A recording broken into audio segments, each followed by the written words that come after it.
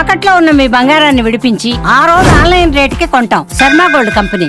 మహారాష్ట్ర రాజకీయ ఉద్దండుడు అజిత్ పవార్ మరణం తర్వాత రాష్ట్ర రాజకీయాలు ఊహించని మలుపు తిరుగుతున్నాయి. తండ్రి మరణంతో ఏర్పడిన ఖాళీని భర్తీ చేసేందుకు ఆయన కుటుంబం ఇప్పుడు రాజకీయ తెర మీదకు వస్తోంది.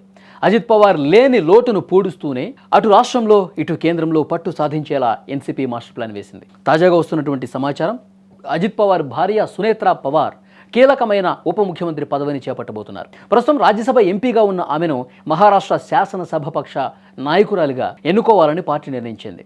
ఈ మేరకు ముంబైలో ఈరోజు కీలకమైన పార్లమెంటరీ బోర్డు సమావేశం కూడా జరిగింది. ఈ సమావేశంలో ఆమె పేరును అధికారికంగా ఖరారు చేయబోతున్నారు. అన్నీ అనుకున్నట్టు జరిగితే ఈరోజు సాయంత్రానికే ఆమె ఉప ముఖ్యమంత్రిగా ప్రమాణ స్వీకారం చేసే అవకాశం ఉందని పార్టీ వర్గాలు చెప్తా ఉన్నాయి. మరోవైపు తల్లి సునేత్రా పవార్ రాష్ట్ర రాజకీయాల్లోకి రావడంతో ఖాళీ అయ్యే రాజ్యసభ స్థానాన్ని అజిత్ పవార్ పెద్ద కుమారుడు పార్థ్ పవార్తో భర్తీ చేయాలని ఎన్సీపీ భావిస్తోంది. 2019 లోక్సభ ఎన్నికల్లో మావల్ నియోజకవర్గం నుంచి పోటీ చేసి ఓడిపోయిన పార్థ్కు ఇది రాజకీయంగా పునర్వైభవం తెచ్చే అంశమని విశ్లేషకులు చెప్తున్నారు.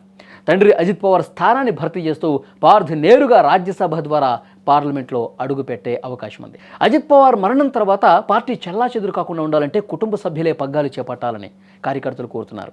అందుకే అటు భార్యకు డిప్యూటీ సీఎం పదవి, ఇటు కొడుకు రాజ్యసభ సీటు కేటాయించడం ద్వారా క్యాడర్లో భరోసా నింపాలని ఎన్సీపీ యోచిస్తోంది. ఈ మార్పులు మహారాష్ట్ర పాలిటిక్స్లో ఎలాంటి సెన్సేషన్ క్రియేట్ చేస్తాయో చూడాలి. ఇంకొక చర్చ కూడా జరుగుతోంది. బాబాయ్ శరద్ పవార్ అలాగే అజిత్ పవార్ ఫ్యామిలీ రెండూ కూడా మళ్ళీ కుటుంబం మొత్తం కలిసిపోతే ఎన్సీపీకి మంచి భవిష్యత్తు ఉంటుంది.